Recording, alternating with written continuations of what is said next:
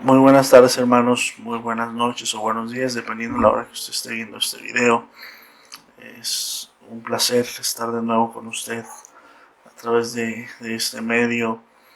Es muy una alegría enorme para nosotros que estamos sirviendo en este ministerio de dispuestos y apasionados. Yo me alegro, me entusiasmo cada vez que hay personas que están interesados en profundizar o en entender, en fundamentarse más respecto a la cuestión de la fe cristiana, de la escritura, en este caso, hablando de la veracidad de la Biblia. Es increíble, es de suma alegría.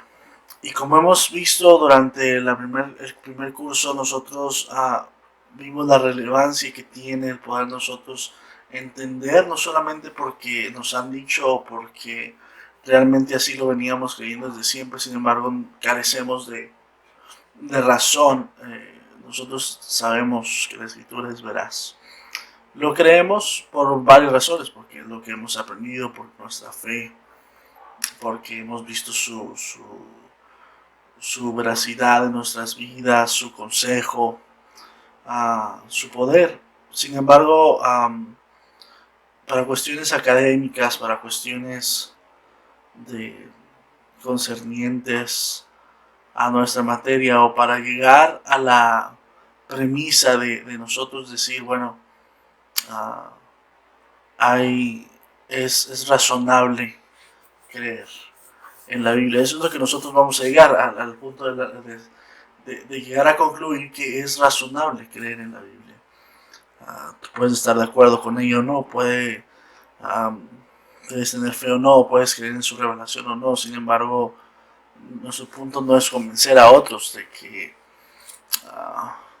de que es veraz, sino nosotros dar argumentos para que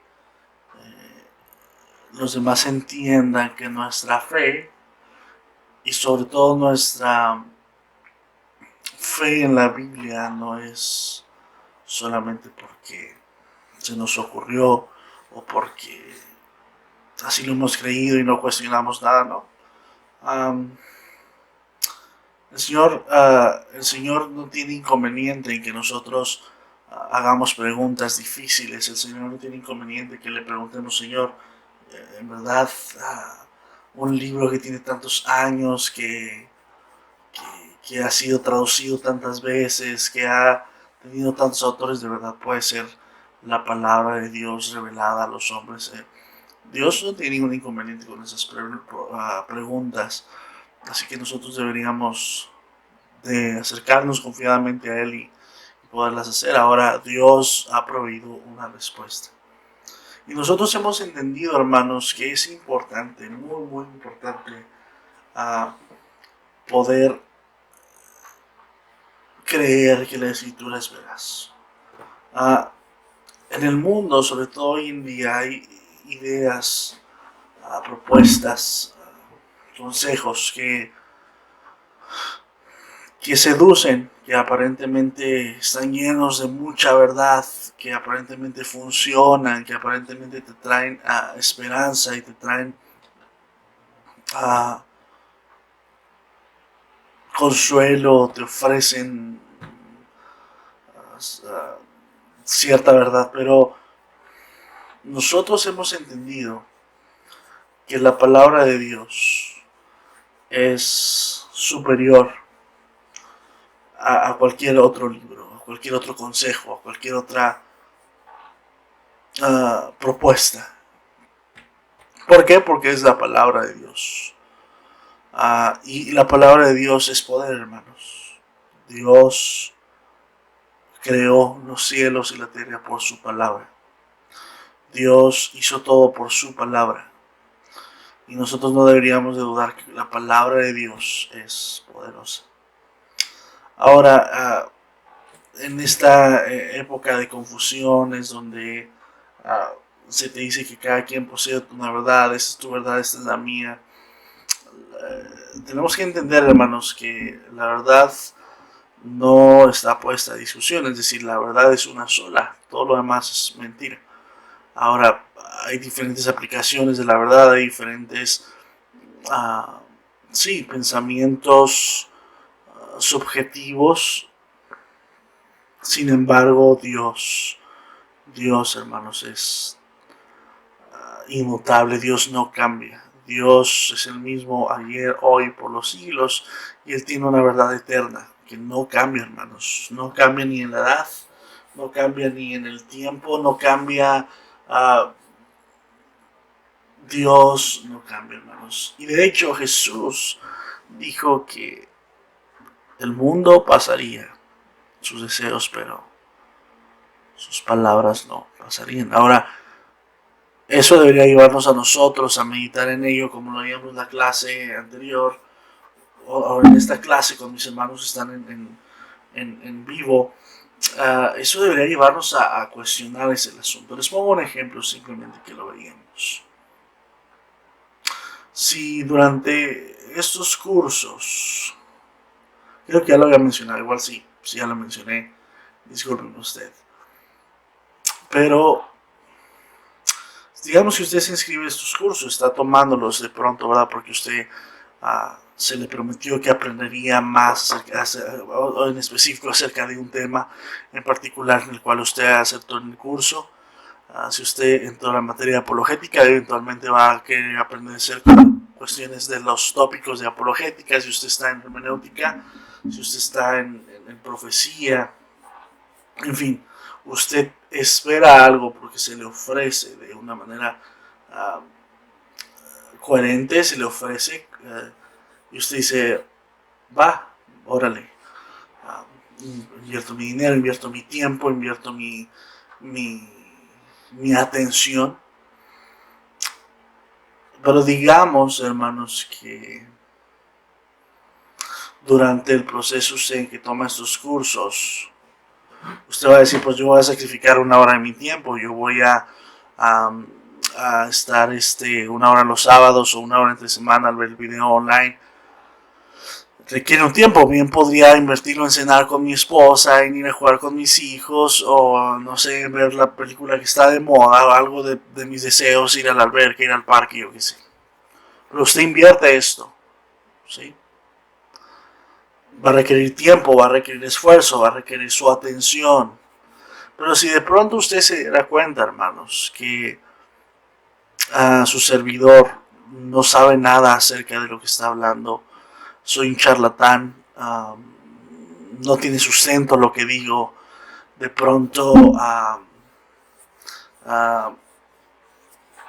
todo lo que digo no tiene coherencia y resulta que yo nunca he leído un libro de apologética, yo nunca he leído la Biblia, resulta que yo no soy cristiano, resulta que yo no me congrego, resulta que yo no me someto a ninguna autoridad pastoral, que yo soy mi propio pastor y yo quiero hacer lo que quiero. Y usted se da cuenta de eso, hermanos, muy seguramente, usted no seguiría en este curso. ¿Por qué razón puedo afirmar tal cosa? Bueno, porque usted va a decir, yo no voy a invertir mi tiempo, mi dinero, mi atención, mi esfuerzo en algo que no tiene coherencia, en algo que no vale la pena, en algo que no tiene sustento, en algo que se va a acabar eventualmente y que no va a tener validez para nada. Así este charlatán, entre comillas, ¿verdad? Me dé un papel, no va a valer. Bueno, eso pasa, hermanos, entonces, eso debería ocurrir, deberíamos meditarlo de esa manera, hermanos. A nosotros entender, porque es importante que nosotros seamos capaces de entender la importancia de las escrituras. Más adelante vamos a entrar en el tema particular de cómo la arqueología, y vamos a ver simplemente dos puntos arqueológicos, dos cuestiones que fueron hallazgos arqueológicos que sustentan la veracidad de la historia bíblica. Pero, volviendo al punto, usted no invertiría. ¿Por qué? Porque se da cuenta, no, porque voy a invertir algo en que no tiene sustento, no tiene provecho, ¿verdad? Mejor no invierto en algo verdadero, como jugar con mis hijos, llevarlos al parque, ir a a cenar con mi esposa, con mi esposo, pasar tiempo con la familia, o aprovecho este tiempo para construir algo en casa que pospuse. Yo qué sé, algo en lo que sí va a haber un sustento. Ahora, hermanos, cuando nosotros escuchamos las voces del mundo, digámoslo de esta manera, hermanos, hay muchas cosas muy lindas, hay muchas cosas muy buenas, hay muchas cosas motivadoras, frases, libros, consejos que nos llenan el alma, que nos llenan, nos hacen estar bien, nos hacen sentir suave, nos hacen sentir bonito, descansamos aparentemente, nos empodera, nos alimenta, nos hace crecer nuestro ego, nuestra, sí, nuestro ego crece. Ahora, pero ¿qué pasaría si nos damos cuenta que la mayoría de los consejos que escuchamos o la mayoría de las cosas que le prestamos atención, hermanos, no tienen sustento en la verdad? Porque tenemos que entender esto. Yo lo decía en la clase pasada y muchos hermanos me preguntaron acerca de esta frase. Si llegamos a la conclusión de que la Biblia es la palabra de Dios, ¿verdad? Si la Biblia, si la palabra de Dios es verdad, entonces todo argumento, consejo o idea que sea contraria a la palabra de Dios, entonces es mentira. No carece de verdad. ¿Sí? Les ponía yo el ejemplo a los hermanos el siguiente. Por ejemplo, hermanos, hay una frase que aparece en Facebook, en redes sociales, Instagram, donde incluso lo usaron en un video, pero hay una imagen que dice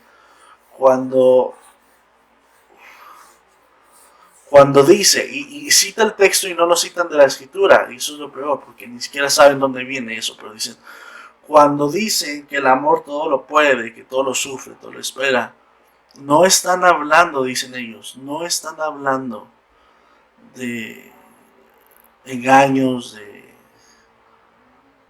de maltrato, o de engaños, de maltrato, o dice, no se refiere a nada de eso. Ahora, yo entiendo en qué contexto lo dice, yo entiendo que está claro.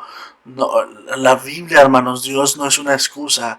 Cuando el apóstol Pablo dice, porque abundó el pecado, quiere decir que porque sobreabundó la gracia, abundaremos más cuanto en el pecado. No, Dios no es una excusa, hermanos, para nosotros ofender, maltratar, herir, que viene a fin de cuentas a ser el pecado. No, pero es incorrecto que nosotros, por cuestiones de autoestima, por cuestiones de amor propio, digamos, esa cita no se refiere a que tengas que soportar maltratos y esto no. Hermanos, ¿de verdad no se refiere a eso? Ahora, si fuera una frase escrita de hombres, bueno, a lo mejor quizás sí. Pero eso es un texto de Corintios. El apóstol Pablo dice, el amor todo lo puede, todo lo espera, todo lo sufre. No busca lo propio suyo, no se envanece, no es jactancioso. Ahora, hermanos, dicen algunas personas, no se refiere a engaños, no se refiere a maltratos, no se refiere a mentiras. Yo no veo ese pero en la escritura, yo no veo al apóstol Pablo diciendo, el amor todo lo puede menos ciertas cosas, el amor todo lo sufre pero estas cosas no. Ahora, ¿cuál es la muestra de amor más grande que nosotros podemos ver? Está en Jesús. Jesús es la prueba de amor por excelencia del amor de Dios. Ahora, Jesús, hermanos, voy a hacerle una pregunta que usted debería contestar con honestidad, hermanos. Y no pretendo ofender a nadie, sino ser honesto, que seamos honestos con Dios. ¿Usted nunca ha ofendido a Dios? ¿Nunca ha mentido? ¿Nunca ha engañado? ¿Nunca ha ofendido? Si la respuesta es sí, hermanos, entonces, al ver al Señor Jesús, y él su respuesta a todo eso es decir, Señor, perdónalos, porque no saben lo que hacen. ¿Cómo nos atrevemos nosotros a decir que eso no se refiere a mentiras? Dicen, hermanos, el amor cubre multitud de pecados. ¿Y cómo sabemos esto? ¿Cómo lo entendemos? Porque la Biblia nos enseña qué es el amor. El amor tiene muchos significados, muchos conceptos. El mundo tiene muchos conceptos del amor. El mundo piensa que el amor es solamente un sentimiento, pero no, el amor no es un sentimiento nada más. El amor es una naturaleza. Dios es amor, la naturaleza de Dios mismo. Él es amor. Y Dios quiere que despertemos a eso. Ahora, ¿por qué digo todo esto? Porque esto tiene que ver con que si la palabra de Dios es verdad, entonces, hermanos, nosotros debemos de amar. No como nosotros pensamos, sino como la Biblia, como la palabra de Dios dice que debemos de amar. Así es. Cuando hay orgullo en mí, ahí está la palabra de Dios. Hay respuesta. Cuando hay ira, cuando hay enojo, cuando hay pasiones desordenadas, ahí la palabra de Dios me habla y me discierne. Y dice la Escritura que la palabra de Dios, perdón, es poderosa, como una espada de dos filos que penetra hasta lo más profundo del ser humano, penetra hasta partir las coyunturas, los tuétanos, y luego dice, y discierne las intenciones del corazón. La palabra de Dios es poderosa, hermanos. Y es esa palabra a la que nosotros estamos apelando, es esa palabra a la que nosotros estamos confiando. Esa es la palabra de Dios a la cual nosotros deberíamos de hacer caso. Sobre todo al escuchar tantas ideologías. Y es increíble que los cristianos estén a favor de ciertas cosas, con la excusa de decir, pues yo no sé, bueno, hermanos, usted sí sabe la verdad, porque la verdad está en la palabra de Dios. Ahora, en la presentación de PowerPoint que envié por WhatsApp, hay 2 puntos nada más, lo vamos a analizar de la arqueología y la Biblia. Había una cultura llamada los hititas que es mencionada en la escritura.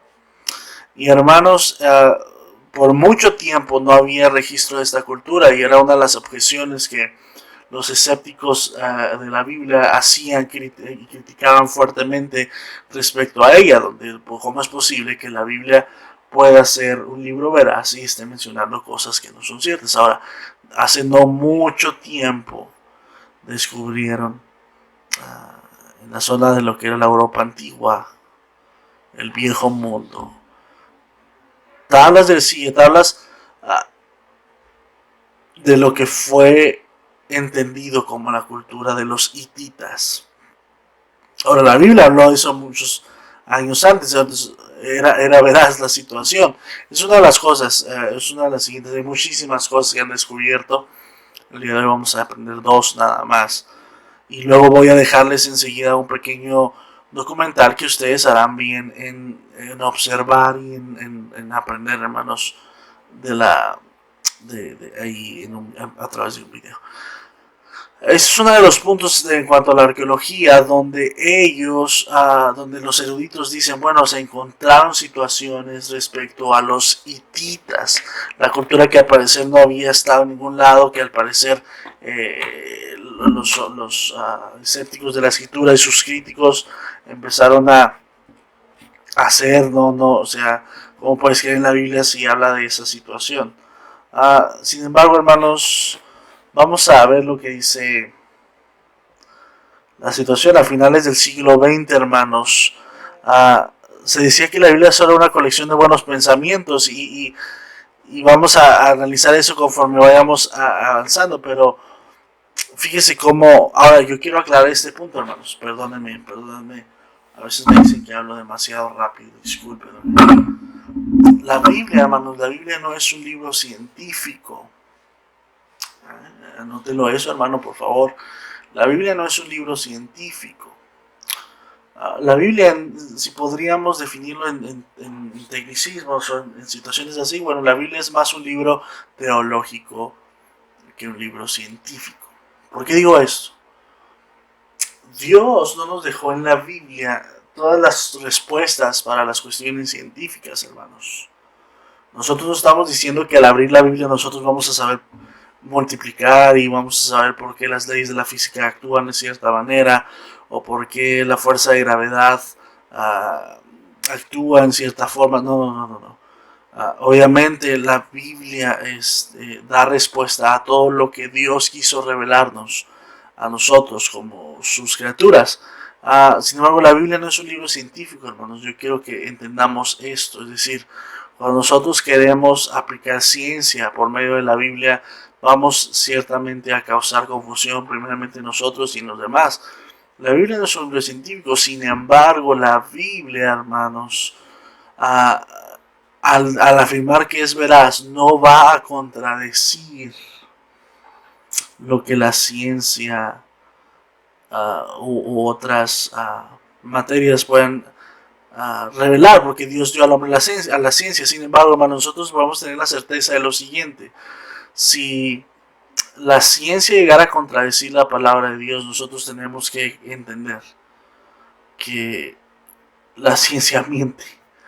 La ciencia o cualquier otro tipo de argumento, hermanos, si nuestra fe es real, si lo que creemos es real, entonces hay razones para creer que la Biblia es veraz. Y algo que vaya en contra de ellos es, como habíamos dicho, es mentira. Bien, uno de los hechos estamos hablando ahí, hermanos. Uno de los principales argumentos en contra de la historicidad de la Biblia fue precisamente eso, de las faltas de evidencia en la cultura hitita. Los eruditos de ese periodo decían, hermanos, que la Biblia no puede ser un documento confiable, porque evidentemente pues tendríamos esas situaciones que no existían registros de esa cultura. Sin embargo, hermanos, en los últimos 150 años, como bien lo menciona en su manual el pastor Chip Ingram en su libro La razón de mi fe, se han recortado artefactos, más de 10,000 tabletas de arcilla, hermanos, como lo vemos ahí en la imagen, usted puede verlo, archivos reales respecto a la cultura hitita, y que hoy en día no, como dice el pastor, no hay duda de la existencia de tal civilización. Ahora, otra evidencia de la Biblia es la estela de Merneptah. Disculpen, mi egipcio no es muy bueno. Y dice que esta es una inscripción de un rey egipcio. Amén. De un rey egipcio.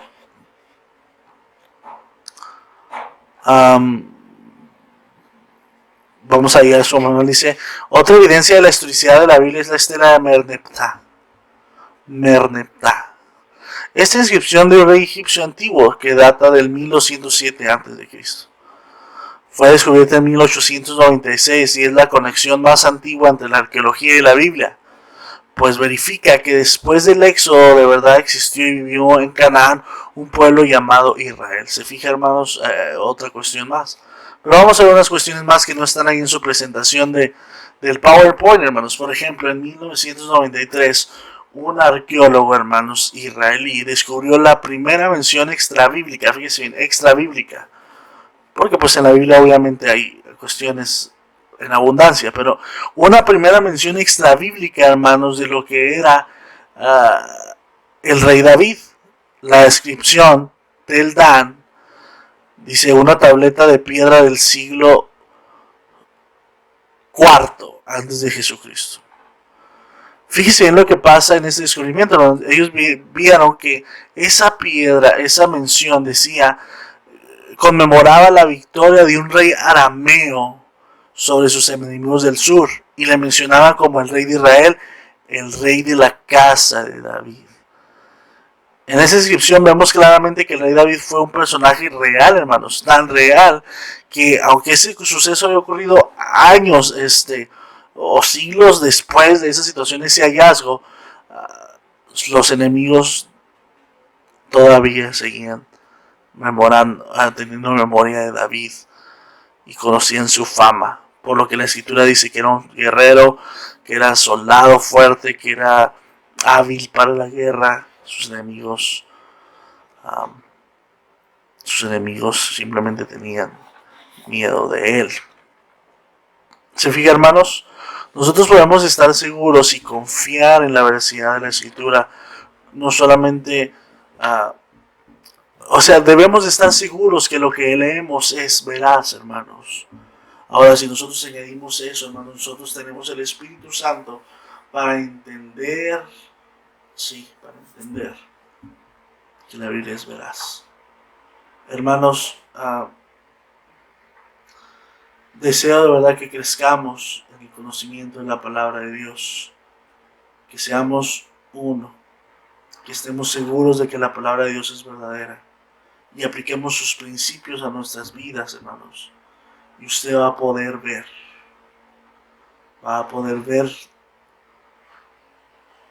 la gloria de Dios en su vida. Señor, bendice a mis hermanos donde quiera que ellos estén oyendo este video. Te ruego que tu palabra y tu voz, Señor, sea escrita en sus corazones. Y que les sigas bendiciendo, Señor. Gracias porque me ha dado oportunidad de hablarles. Bendito eres Dios. En el nombre de Jesucristo oramos. Amén. Amén. Dios bendiga, hermanos. Nos vemos la próxima. Bendiciones.